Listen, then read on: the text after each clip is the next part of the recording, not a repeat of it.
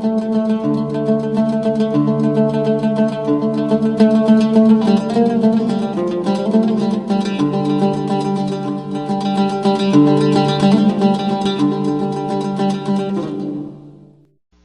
have the word hallelujah. We use that a lot. What does that mean?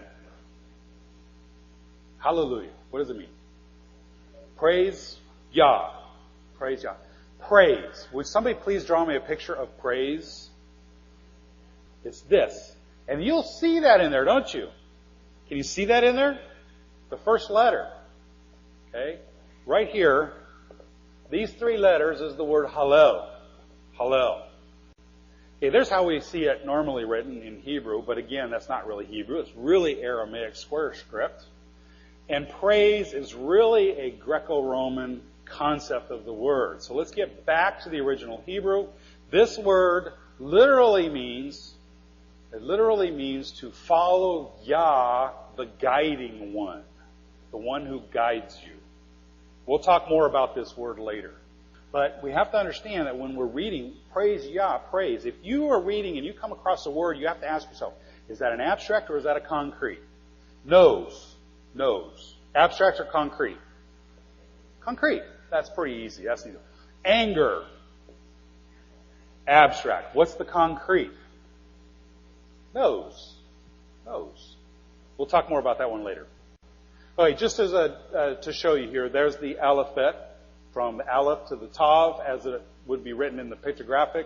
And then below that, that's how it is in Aramaic, what most of us are probably more familiar with. Okay, let's go into the mechanics of the Hebrew language. We're just going to get a real quick crash course on the Hebrew root system of words and language, because we're going to refer to this a lot through this seminar. The first word there, we've already looked at the word ev. Anytime you have two letters put together, they're called a parent root. The foundational words to any language. And as you'll see when we look at these words, these are core words that are required in any language. This is the word dog. It's a fish. Just to give you an example of how each Hebrew letter has a meaning, like the El is the Aleph and the Lamed, the ox head and the shepherd's staff. This is the first one on the right there is the Dalet. It's a picture of the tent door. And with any door, when you open, you swing it open and close, open and close. It means to go back and forth, in and out. That's the meaning of this letter. In and out, back and forth. The Gimel, the next letter, is a picture of a foot. So put these together and you have the back and forth movement of the foot. Okay, think of what's the fish's foot? Its tail. Okay, the back and forth movement. What's a dog do, by the way? I often wondered, is that the origin of our word dog? Okay, because of a back and forth moving of a tail or a foot. Ish. What's ish? Fire. It's tree. Good. Next one. Anybody know what that is? Har. Boy, you guys are good. You guys are sharp. Okay, har. What does har mean? Well, more literally hill. There is no Hebrew word for mountain. Okay, bar. Grain. Very good. Grain. Bar is grain. Next one. What's that word? Blood. Dam. Very good. You guys are sharp. Next one. Heart. Lev. Heart. Okay, these are examples of parent roots in the Hebrew language. Two letters put together. Think of the letters as the roots and the parent roots as a trunk. Okay, the roots come together to the trunk. Here's a parent root. It's a lamed with a kaf. The lamed is a picture of a shepherd's staff. The kaf is a picture of the palm of the hand. If I take and put a staff in my palm, what am I doing? Walking. That's what the word means. Walk. Okay? Walking. It means to walk. So lach means to walk. In modern Hebrew, the vowels are written as dots and dashes below and above the letters. You've probably seen those. Open up any Hebrew Bible. You'll see all those dots and dashes in there. Those are the nikud, the vowel pointings. Originally, and you've heard this before, raise your hand if you've heard this before. Originally, Hebrew had no vowels. How many of you have heard that before? Most of you. How many of you believe that? I don't. A few that do. That's okay. I don't. There were 4 of the 22 letters that doubled as consonants and vowels. It's very similar to our letter Y. It can be a consonant, as in the word yellow. It can be a vowel, like the word fly. There has a vowel sound.